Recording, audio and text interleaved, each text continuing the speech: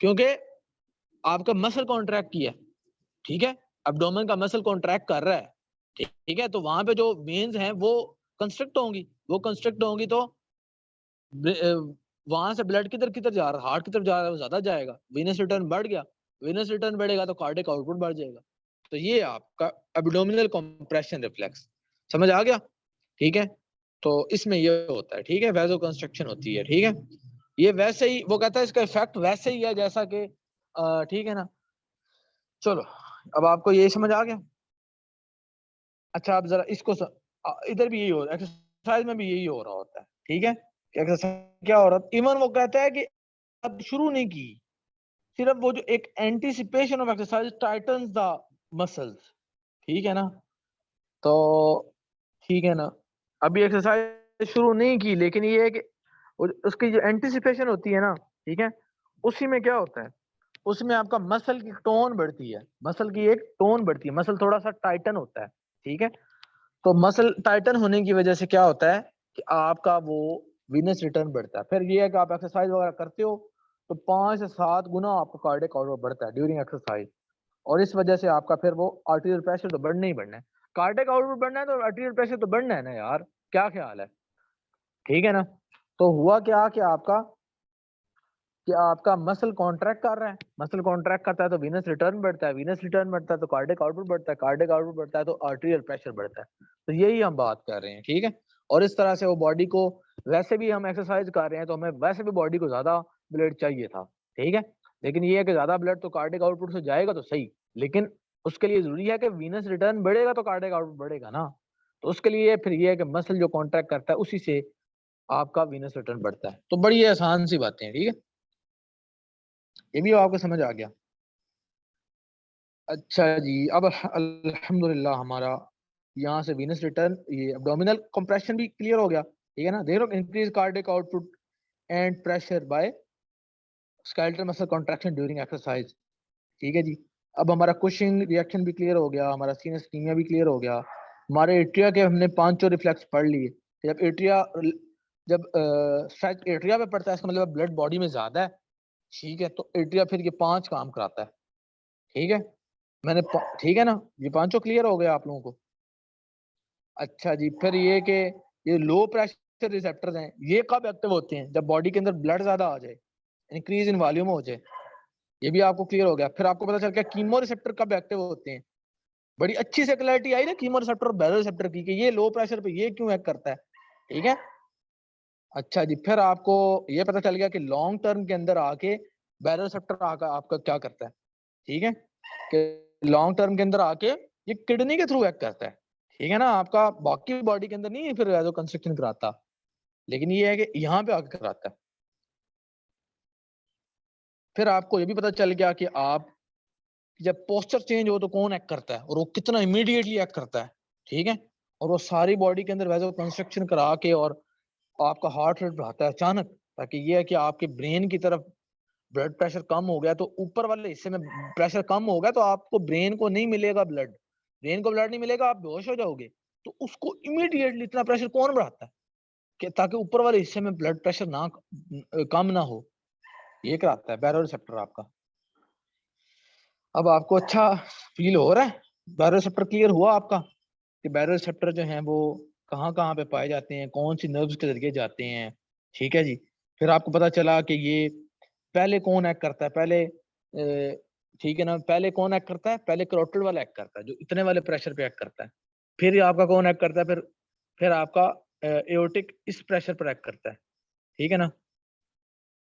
तो फिर आपको पता चल गया कि रैपिडली चेंजिंग। अब यहाँ पे बात को समझो, अब ये समझ आई वो बात, लॉन्ग टर्म के साथ आप इसको मिला के समझो कि देखो कि आपका रैपिडली चेंजिंग है ना प्रेशर, तो उसको तो एक्ट कर रहा है, लेकिन अब वो जब जब ज्यादा हो जाता है स्टेशनरी, स्टेशनरी का मतलब है कि वो जो हमने कहा था कि वो 150 पे जाके 160 पे जब वो रुक ही गया था, स्टेशनरी हो गया था 160 पे, तो फिर वो नहीं एक्ट करता, फिर वो 1-2 दिन बाद बस कर जाता है। लेकिन अगर सपोज ये चेंज हो रहा हो अभी भी, तो फिर तो वो एक्ट करेगा ना। अब समझ आई जरा अच्छी सी, ठीक है। चलो जी, अब मैं अल्हम्दुलिल्लाह थोड़ा सा मुतमईन हूँ कि अब आपको ना मेन चैप्टर समझ आ गया, ठीक है। अब ये बाकी तो सारी आसान सी बातें हैं, ठीक है। यहाँ से मैंने आपको वैसे मोटर सेंटर वाली बातें बता दी, यहाँ से ये भी क्लियर है। चलो जी, अब मैं काम करता हूँ। सबसे पहले ये बता दूँ आप लोगों को, ये सुन लो अब, ये तीन कि आपका जो सिंपैथेटिक सप्लाई है ना, सिंपैथेटिक सप्लाई वो करती क्या है। सिंपैथेटिक सप्लाई आपकी, एक तो आप लोगों को पता है कि सिंपैथेटिक सप्लाई, ये तो मैं बता चुका हूँ कि हार्ट रेट को बढ़ा के तो आपकी कार्डियक पंपिंग को बढ़ाती है, फिर वेंट्रिकल्स को सप्लाई भी करती है, तो इसलिए हार्ट रेट को भी बढ़ाती है, और नंबर 2 कार्डियक पंपिंग को भी बढ़ाती है। यानी कि हम सिंपैथेटिक सप्लाई की बात कर रहे हैं कि जब सिंपैथेटिक सप्लाई क्या करती क्या है, जो अभी हम कह रहे हैं कि वेसल्स की वेसो कंस्ट्रक्शन कराती है, यही यही यही पॉइंट हम लोग शॉर्ट में पढ़ चुके हैं, और मैंने आपको बता भी दी हूँ मैं ये पॉइंट, सिर्फ आप दो दो पॉइंट्स नहीं हुए हैं, और ये बड़े जरूरी हैं समझने कि सिंपैथेटिक सप्लाई की हम बात, अब लेक्चर आपका मेन एंड हो गया। अब वही बातें जो मैंने पहले की है ना, उन्हीं की थोड़ी थोड़ी एक एक पॉइंट न्यू ऐड होता जाएगा, बस एक एक पॉइंट। कैसे भला, हम बात कर चुके हैं कि सिंपैथेटिक सप्लाई क्या करती है, हम बड़ा अच्छे से क्लियर हैं कि वो वैसो कंस्ट्रक्शन कराती है और हार्ट रेट को बढ़ा के कार्डियक आउटपुट बढ़ाती है, और वेंट्रिकल्स को भी चूंकि सप्लाई करती है, तो उसके थ्रू ये कॉन्ट्रैक्शन को भी ज्यादा करती है, यानी कि ब्लड पंप भी जोर से हो, ज्यादा हो, और साइनस नोड को भी चूंकि सप्लाई करती है, तो ज्यादा बार भी पंप हो, तो इस तरह से कार्डियक आउटपुट को बढ़ाती है। ये पॉइंट तो हम यहाँ पे पढ़ लिया। फिर हमें पता है कि ये वैसो कंस्ट्रक्शन भी कराती है। न्यू पॉइंट क्या है कि आर्ट्रियोल्स की वैसो कंस्ट्रक्शन कराती है। आर्ट्रियोल्स की, जो हम वैसो कंस्ट्रक्शन कह रहे हैं, आर्ट्रियोल्स की कराती है, और नंबर 2 किसकी कराती है, वेन्स की। आर्ट्रियोल्स की, स्मॉल आर्टरीज की, और वेन्स की, ठीक है। चलो अब मैं आपको डायग्राम से दिखाता हूँ, आ जाओ आ जाओ आ जाओ, ये देखो आर्ट्रियोल्स की वजह से नहीं कर रही है, स्मॉल आर्टरीज की करती है और वेन्स की करती है। ये सिंपैथेटिक वैजो कंस्ट्रक्शन, यानी कि जो हम वैजो कंस्ट्रक्शन की बातें कर रहे हैं कि सिंपैथेटिक जाके कराता है, ठीक है।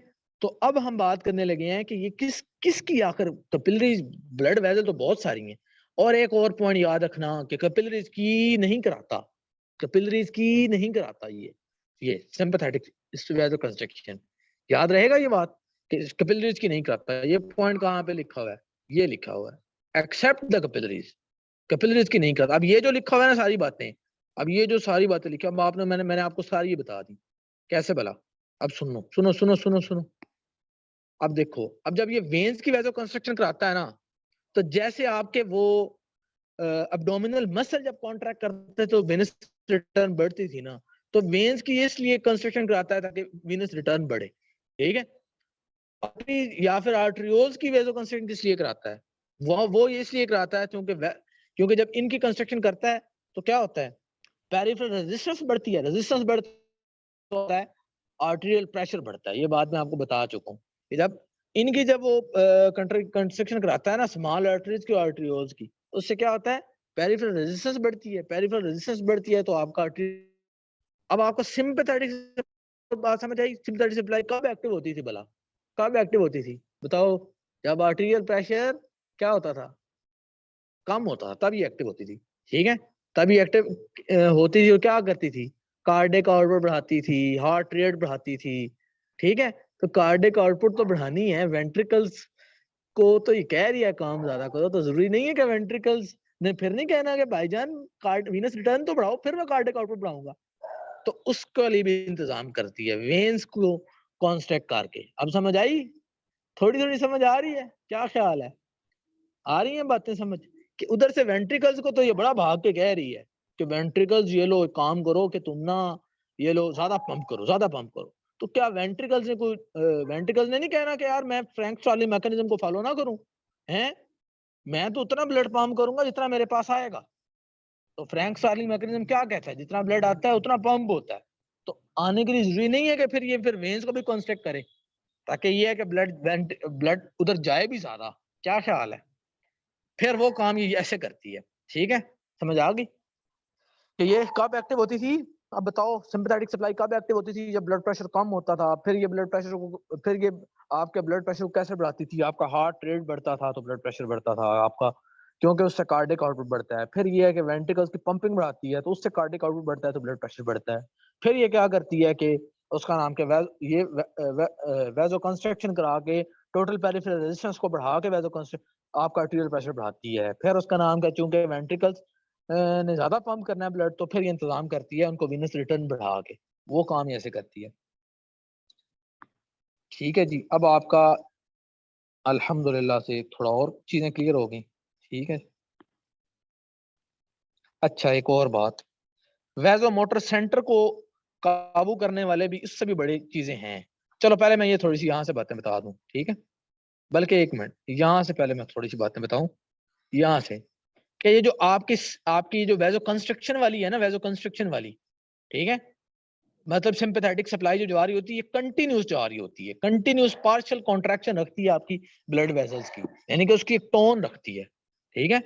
यानी कि जो सिंपैथेटिक सप्लाई जा रही होती है, जो वैसो कंस्ट्रक्शन कराती है, ये कंटिन्यूस जाती रहती है, जरूरी नहीं है, ठीक है।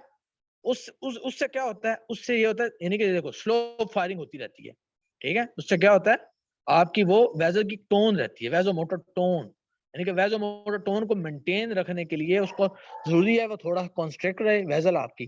तो उसके उसके लिए इम्पल्स कंटिन्यूसली कहाँ से आती है, ये सिंपैथेटिक सप्लाई से। यानी कि सिंपैथेटिक सप्लाई जो वेजो कंस्ट्रक्टर है वो नॉर्मली भी अपनी कंटिन्यू सप्लाई करती रहती है ताकि आपकी वेजोमोटर टोन जो है वो मेंटेन रहे।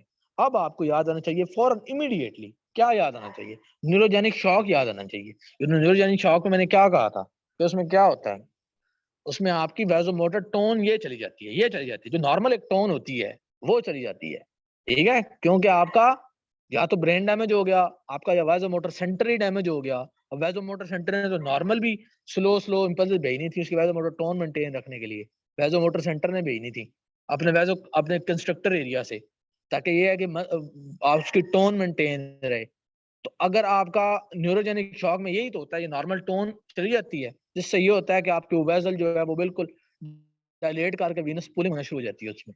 तो इसी के साथ ही लिखो कि न्यूरोजेनिक शॉक में यही तो होता है कि ये उसमें जब वेसोमोटर सेंटर डैमेज होता है, ठीक है, तो ये स्लोली मूविंग जो ये इम्पल्सेस आ रही होती हैं, जो नॉर्मल एक टोन वेसल की मेंटेन रखनी होती है, वो चली जाती है, जिसकी वजह से ये होता है कि वो वेसल कर जाती हैं, क्योंकि अब बिल्कुल वेसो कंस्ट्रक्शन नहीं हो रही, तो वो बिल्कुल डायलेट कर जाती हैं, ठीक है। वो डायलेट कर जाती हैं तो क्या होता है, वीनस पूलिंग होना शुरू हो जाती है, वीनस रिटर्न कम हो जाता है, कार्डियक आउटपुट बिल्कुल कम हो जाता है। तो न्यूरोजेनिक शॉक यही तो है कि कार्डियक आउटपुट बिल्कुल कम हो गया, टिश्यूज को ब्लड नहीं मिल रहा, टिश्यूज को न्यूट्रिएंट्स नहीं मिल रहे, तो शॉक यही तो होता है, ठीक है। अच्छा, वेसोमोटर सेंटर के भी दो हिस्से हैं, एक लेटरल वाला हिस्सा और एक मीडियल वाला हिस्सा, ठीक है। जो लेटरल वाले हिस्से से निकल रही होती है सिंपैथेटिक सप्लाई, और जो मीडियल वाला हिस्सा होता है वहां से निकल रही होती है पैरासिम्पैथेटिक सप्लाई, ठीक है। लेटरल वाले हिस्से से क्या है, लेटरल वाला हिस्से से सिंपैथेटिक नर्व फाइबर्स, और उसके मीडियल वाले हिस्से से क्या निकल रहा होता है, पैरासिम्पैथेटिक सप्लाई, ठीक है। अब जरा यहाँ पे आ जाओ, जो मैं आपको यहाँ पे जब मैंने आपको बता रहा था, जब यहाँ पे बता रहा था तो मैंने क्या कहा था, तो वेसोमोटर सेंटर के पास आया, उसने कंस्ट्रक्टर रीजन को क्या किया, इनहिबिट किया, और फिर हमने क्या पढ़ा कि उसने एक्साइट किसको किया, पैरासिम्पैथेटिक सेंटर को। तो अब आपको याद आना चाहिए हमेशा के लिए कि वेसोमोटर सेंटर से सिर्फ सिंपैथेटिक सप्लाई नहीं आ रही होती, जो पैरासिम्पैथेटिक सप्लाई भी आ रही है ये भी इसी से आ रही है, ठीक है। लेकिन ये है कि वो उसके मीडियल वाले हिस्से से आ रही है, ठीक है। अब यहाँ पे देखो, ये आपका वेसोमोटर सेंटर है, ठीक है। इसी वेसोमोटर सेंटर से आपकी सिंपैथेटिक पैरासिम्पैथेटिक सप्लाई जो है ये ऐसे जा रही है, ये देख रहे हो, ये पैरासिम्पैथेटिक सप्लाई इसी से जा रही है, ठीक है। जबकि जो इसकी सिंपैथेटिक सप्लाई है वो पहले all the way to spinal cord आती है, all the way to spinal cord आती है सिंपैथेटिक सप्लाई, फिर उधर से सिंपैथेटिक चेन में जाके फिर आगे से फिर आगे जाती है। मतलब इसी वजह से मैंने आपको कहा था कि जब आप स्पाइनल कॉर्ड को कट करते हो फिर भी आपकी सिंपैथेटिक ब्लॉकेज हो जाती है। बात समझ आई कि पैरासिम्पैथेटिक डायरेक्टली ऐसे जा रही है वेगस नर्व के थ्रू, वेगस नर्व के थ्रू, ठीक है। लेकिन ये है कि जो सिंपैथेटिक सप्लाई है वो पहले स्पाइनल कॉर्ड में आके फिर सिंपैथेटिक चेन में जाके फिर आगे से सिंपैथेटिक नर्व्स के जरिए मिलती है। इसीलिए हमने जब न्यूरोजेनिक शॉक पढ़ा था तो हमने कहा था या तो ब्रेन डैमेज हो जाए, मतलब ये एरिया डैमेज हो गया, ठीक है, या तो आपने ब्रेन डैमेज हो गया, या ठीक है, या फिर आपने उसका नाम क्या है डीप जनरल एनेस्थीसिया दिया तो आपका ये वेसोमोटर सेंटर ही खराब हो गया। ब्रेन डैमेज का मतलब है हो ही खराब गया। फिर न्यूरोजेनिक शॉक में हमने दूसरा क्या पॉइंट पढ़ा था कि या फिर आपने वो डीप एनेस्थीसिया दिया जिससे ये डिप्रेस हो गया। फिर तीसरा भी आपने पढ़ा था कि स्पाइनल कॉर्ड एनेस्थीसिया अगर किया, कि यहां से अगर आपने वो एनेस्थीसिया किया, ठीक है, तो उससे क्या होगा, ये जो इम्पल्स इसी से निकल के आगे जा रही हैं, ठीक है, तो ये फिर नहीं होगा। अब बात समझ आ गई अब आपको सिंपैथेटिक चेन की, सिंपैथेटिक चेन वाली सारी बातें अच्छी समझ आई हैं, ठीक है। फिर हमने एक पॉइंट और भी पढ़ा था कहीं किसी चैप्टर 74 के एक पेज के अंदर, क्या ख्याल है, जब हमने पढ़ा था कि अगर आप यहां से कट कर दो ना स्पाइनल कॉर्ड को, ठीक है, तो हमने किसी को याद है पॉइंट, जब हमने सेट पॉइंट ऑफ हाइपोथैलेमस के अगला एक पॉइंट पढ़ा था, बिहेवियरल टेम्परेचर चेंज वाला जब हमने पॉइंट पढ़ा था, उसके आगे एक ब्लू बॉक्स था, फीवर से ऊपर वाला एक ब्लू बॉक्स था, उसको जाके भी देखना, उसमें भी हमने यही पढ़ा था कि जब आप हाइपोथैलेमस को यहाँ से कट करते हो, ये स्पाइनल कॉर्ड को यहाँ से जब कट करते हो, ठीक है, तो ये सिंपैथेटिक सप्लाई ने जाके स्वेट ग्लैंड्स को कहना होता है कि यार स्वेट प्रोड्यूस करो, तो उस तरह से फिर स्वेट भी प्रोड्यूस नहीं हो रहा होता। तो इसकी वजह से उस टाइम पे हमने पढ़ा था कि फिर उस बंदे ने अपनी जो गर्मी का कंट्रोल करना है ना, वो उसने अपने बिहेवियर से ही करना है, स्वेट इवेपोरेशन के जरिए से नहीं करना, उसने स्वेट प्रोड्यूस करके फिर उस तरह से उसने अपनी गर्मी को नहीं बच सकना। फिर उसका बस एक ही हल होना है, क्योंकि उसमें भी यही होता है कि हाइपोथैलेमस से आ रहा होता है, ठीक है ना, हाइपोथैलेमस से किधर आ रही होती है, ठीक है ना, इधर, और फिर आगे से सिंपैथेटिक सप्लाई ऐसे जा रही होती है। तो जब आप उस बंदे को ऐसे कट कर दोगे तो सिंपैथेटिक सप्लाई जो स्वेट ग्लैंड को जा रही है, जिससे स्वेट प्रोड्यूस हो रहा है गर्मी की सूरत में, तो वो काम नहीं हो पाएगा। फिर आपको जरूरी है कि फिर आप अपने बिहेवियर के जरिए अपना टेम्परेचर कंट्रोल करो, मतलब ये कि ठंड में बैठो, एसी में बैठो, ये वो करो, आपने स्वेटिंग के जरिए से नहीं आपने अपनी गर्मी बच सकनी, कूलिंग उस तरह से नहीं आनी आपने, ठीक है। तो अब आपको जो है ना वो भी समझ आ गया होगा। ठीक है जी।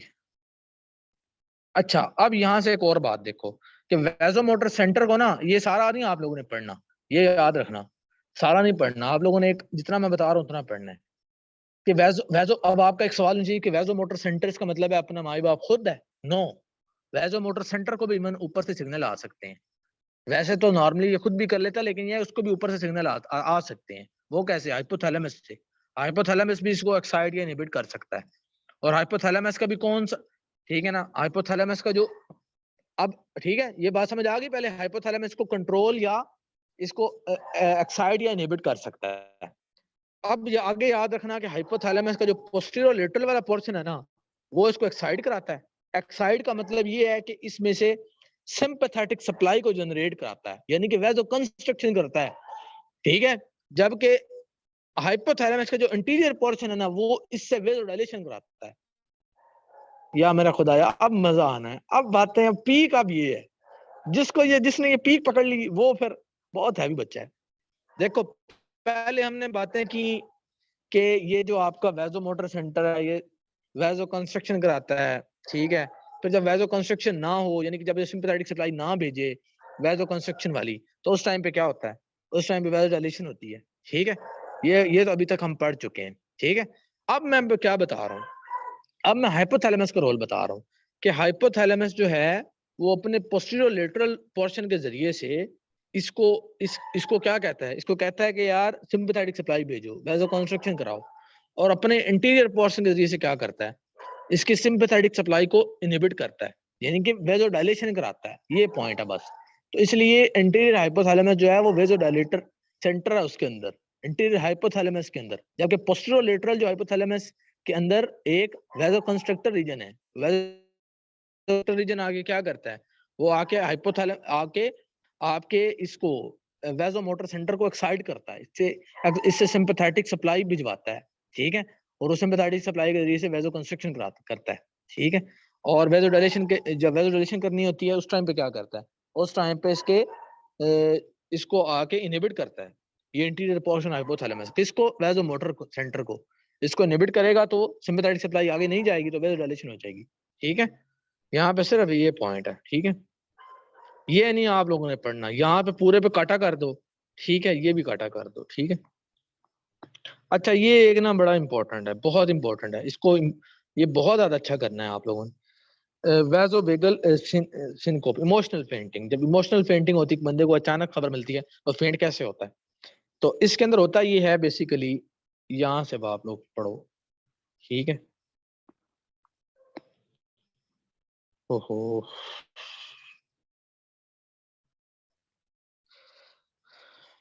एक मिनट सिर्फ,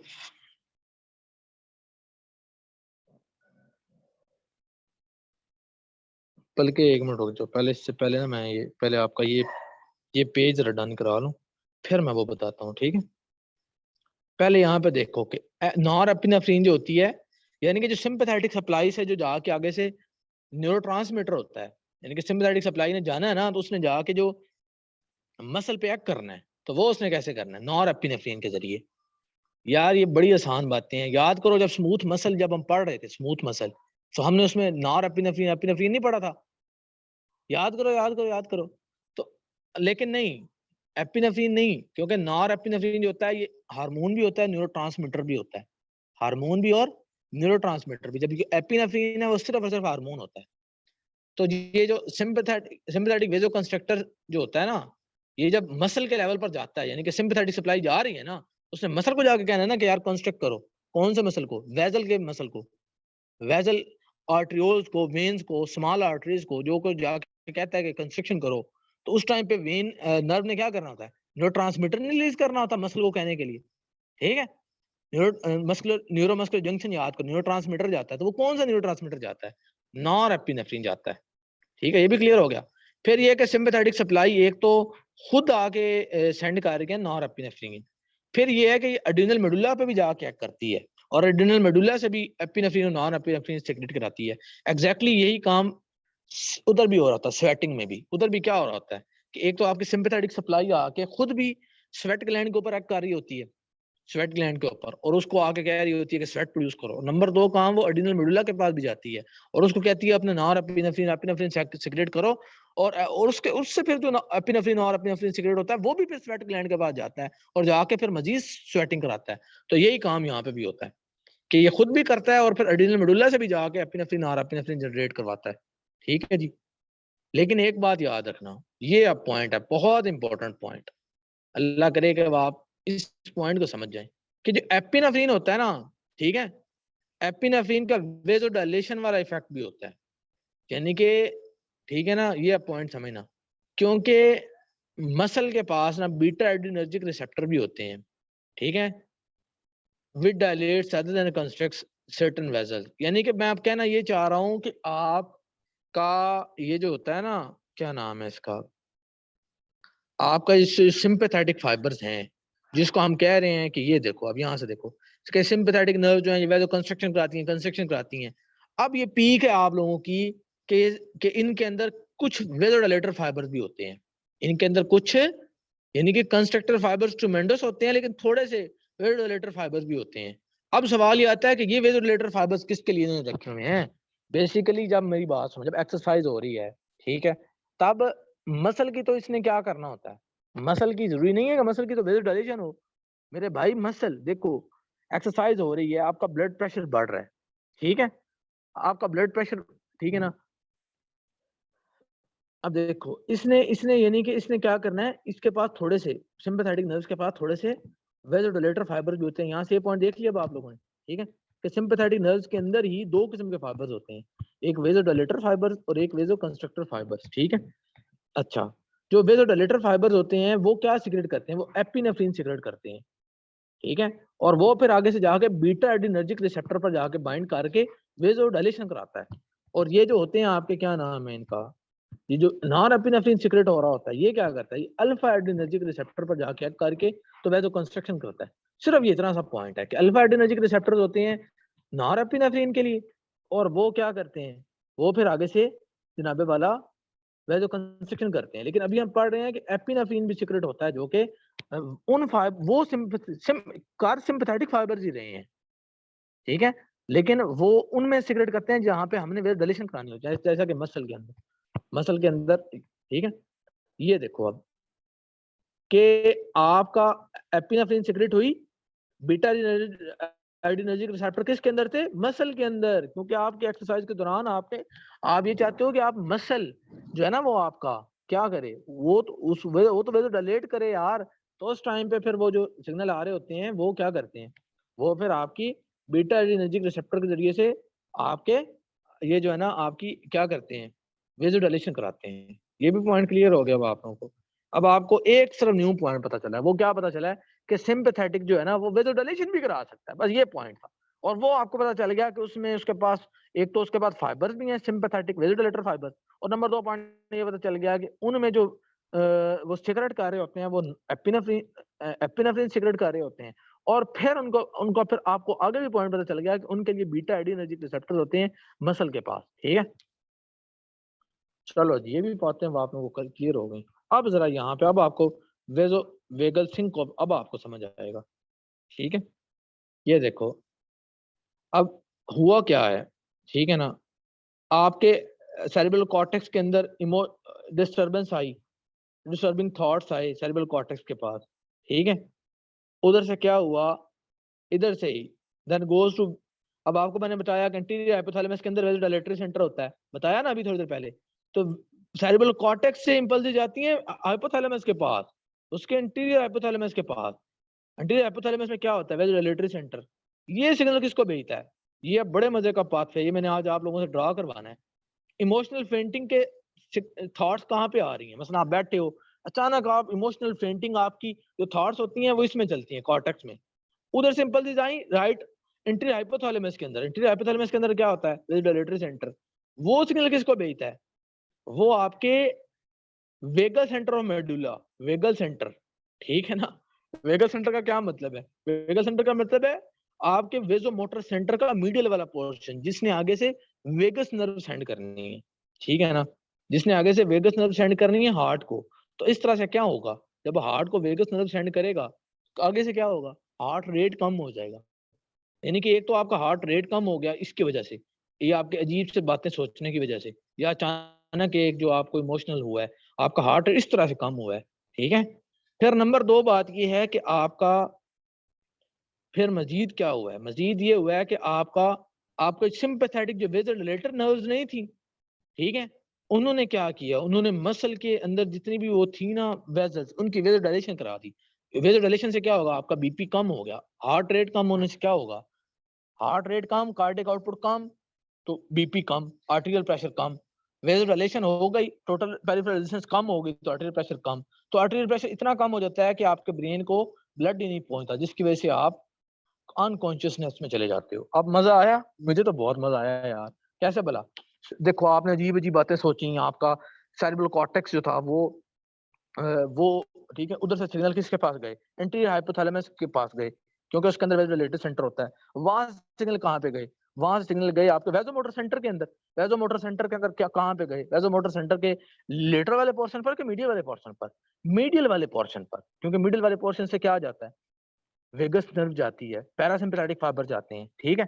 वो जनाबे वाला वो किधर गए, वो गए आपके हार्ट के पास, और हार्ट की जाके हार्ट रेट कम कर दी, हार्ट रेट कम, कार्डिक आउटपुट कम, कार्डिक आउटपुट कम तो ब्लड प्रेशर कम, ठीक है। फिर नंबर 2 ये हुआ कि जो सिंपैथेटिक वेजोडिलेटर फाइबर्स गए, ठीक है ना, सिंपैथेटिक वेजोडिलेटर फाइबर्स गए मसल के पास, और उन्होंने क्या किया, ठीक है ना, उन्होंने आगे से क्या किया, उन्होंने जब वेजोडाइलेशन हुई, वेजोडाइलेशन से टोटल पेरिफेरल रेजिस्टेंस कम हुई, तो उससे क्या हुआ, मजीद बीपी कम हुआ। तो दोनों फैक्टर्स को वजह से बीपी कम हुआ, तो आपके ब्रेन को जब ऑक्सीजन पूरी नहीं मिलेगी तो वो फेंट हो जाएगा। तो ये आपका बड़ा मेन यूक्यू है जो आप लोगों ने करना है। अब मैं जरा यहाँ से देख लूँ कि मैंने कोई ऐसा पॉइंट था तो नहीं। अब मैंने आपको बता दिया एंटीरियर हाइपोथैलेमस के अंदर क्या होता है, आपका वो वेजोडाइलेटर होता है, ठीक है। Possible role of sympathetic vasodilator system. अच्छा, फिर ये है कि ये वो, अब आपका एक सवाल होना चाहिए कि क्या ये जो वेजोडाइलेटर है, फिर ये क्या मसल के अंदर इसका तो फिर बड़ा इंपॉर्टेंट रोल होगा कि मसल को जो ब्लड जा रहा है वो तो फिर इसकी वजह से जा रहा है। नो, अगर ये ना भी ना हो तो मसल को फिर भी ब्लड चला जाता है, ठीक है। तो इसलिए इतना इंपॉर्टेंट नहीं है, ठीक है ना। ये हार्डली इफेक्ट करता है, वो इतना इतना मसले की बात नहीं है। हाँ, अलबत्ता एक इसका जरूर है कि ये इनिशियल वेजोडाइलेशन कर देता है, एंटीसिपेटरी इंक्रीज कर देता है मसल के अंदर, एंटीसिपेटरी, ठीक है। यानी कि एंटीसिपेटरी इंक्रीज कर देता है मसल के अंदर, मतलब अभी तक मसल ने, even before muscle is required. यार ये मसल की ना बड़ी मजेदार सी कहानी है एक्सरसाइज वाली, ये आप लोगों को ना मैं कभी किसी दिन पूरी बताऊंगा, एक्सरसाइज की पूरी कहानी, रेस्पो भी उसकी बताऊंगा, उसकी ये सर्कुलेशन भी बताऊंगा। उसके में कोलेटरल इंपल्स जा रही होती हैं जो कि, ठीक है ना, मैंने आपको ना तो एक्सरसाइज की, इवन मैंने आपको एक्सरसाइज की रेस्पो भी नहीं बताई, वो एक ग्राफ था, मैंने आपको एक्सप्लेन नहीं किया हुआ, तो वो भी मैं आपको एक्सप्लेन करूंगा किसी दिन, ठीक है। या मैं आपको वीडियो बना के ना जरा वो जरूर बताऊंगा एक्सरसाइज वाला, बल्कि आपने मेरे से पूछना है, ठीक है, कि बेसिकली इसके अंदर हो क्या रहा है। जहां जहां पे भी एक्सरसाइज का पॉइंट आया, बहुत मजे का पॉइंट था एक्सरसाइज में, बहुत मजे का पॉइंट है। इवन आपने देखा कि मसल की टोन बढ़ गई अभी एब्डोमिनल में, मसल की टोन बढ़ी तो ऑलरेडी कार्डियक आउटपुट बढ़ गया। अब आप यहाँ पे क्या देख रहे हो, यहाँ पे आप देख रहे हो कि जो पैरासिम्पैथेटिक आके क्या करता है, वो वेजोडाइलेशन भी करा देता है, एंटीसिपेटरी वेजोडाइलेशन करा देता है। यानी कि जो हम सिंपैथेटिक पढ़ रहे हैं वेजोडाइलेशन, तो हम पढ़ रहे हैं कि एंटीसिपेटरी वो वेजोडाइलेशन करा देता है स्केलेटल मसल में, ठीक है। जिससे ये होता है कि उसको ऑलरेडी ब्लड मिल जाता है काफी सारा, ठीक है। तो ये मैंने आपको बता दिया कि एपिनेफ्रिन की वजह से होता है, क्योंकि एपिनेफ्रिन जाके बीटा एडिनर्जिक रिसेप्टर होते हैं मसल पर, उसके पे जाके एक्ट करता है, ठीक है। बाकी एक और तरीका भी है मसल की ब्लड रिलेशन कराने का, वो क्या है कि आपकी जो वेस्कुलर एंडोथेलियम होती है ना, वहां से नाइट्रिक ऑक्साइड रिलीज हो रहा होता है, वो आपको पता है, ठीक है, in response to stimulation by acetylcholine. Acetylcholine जब आता है तो उससे स्टिमुलेट हो जाती है वेस्कुलर एंडोथेलियम, और वो नाइट्रिक ऑक्साइड रिलीज करती है। आपको पता है नाइट्रिक ऑक्साइड भी वेसोडाइलेटर है। तो यानी कि ये आपने बस मेन ये एपिनेफ्रिन वाले याद रखना है, ठीक है। बाकी बेशक इसको भी ज़हन में रखना हो तो रख लेना कि वेस्कुलर एंडोथेलियम भी जो है ना, वो भी नाइट्रिक ऑक्साइड प्रोड्यूस करती है, तो उससे भी क्या होता है, आपका मसल जो है ना मजीद वेसोडाइलेट करता है। अब आपको मसल की वेसोडाइलेशन समझ आ गई कि मसल की वेसोडाइलेशन के लिए क्या हो रहा है, आपके सिंपैथेटिक फाइबर्स वो वाले आ रहे हैं जो वेसोडाइलेटर वेजोडाइलेटर वाले होते हैं, हालांकि बहुत थोड़े से हैं सिंपैथेटिक जो वेजोडाइलेटर के तौर पर एक्ट करते हैं, ठीक है। सारे बाकी सिंपैथेटिक सारे वेजो कंस्ट्रक्टर ही हैं, लेकिन जो मसल में आ रहे होते हैं, मसल में ज्यादा कौन से आ रहे हैं, वेजोडाइलेटर वाले, पहला पॉइंट हो गया। नंबर 2, वो सिगरेट क्या कौन सा कर रहे होते हैं, एपिनेफ्रिन सिगरेट कर रहे होते हैं। नंबर 3 ये है कि उनके लिए रिसेप्टर कौन सा स्पेसिफिक होता है, बीटा रिसेप्टर स्पेसिफिक होता है। नंबर 4 पे उन पे इफेक्ट कौन सा होता है, वेजोडाइलेशन वाला इफेक्ट होता है। ये 4 पॉइंट है, ठीक है, अब याद रहेगा। और फिर ये याद रखना कि मसल के अंदर अगर दो काम भी याद रख लो उनके, एक anticipatory increase in blood flow in, anticipatory का मतलब है अभी एक्सरसाइज बंदे ने शुरू नहीं की और उन्होंने बंदे का स्केलेटल मसल के अंदर ब्लड पहले वेजोडाइलेशन के लिए भरती है, ठीक है। और नंबर 2 पॉइंट ये याद रखना कि जब वेजो विजल सिनकोप होता है, इमोशनल फेंटिंग होती है, तो उसके अंदर भी बेसिकली यही सिंपैथेटिक जो होते हैं वेजोडाइलेटर वाले, ये क्या करते हैं, ये ये क्या करते हैं, वेजोडाइलेशन कर देते हैं, ठीक है। और वेजोडाइलेशन करके क्या करते हैं कि उस बंदे का बीपी कम कर देते हैं, ठीक है। अब अल्हम्दुलिल्लाह अब मुझे यकीन है कि अब आप लोगों का ना बड़ा बेहतरीन समझ आ गया होगा हर पॉइंट, ठीक है। अब बस इतना कर लेना कि ठीक है, हाँ जी, अब आपका सारा कुछ क्लियर हो गया।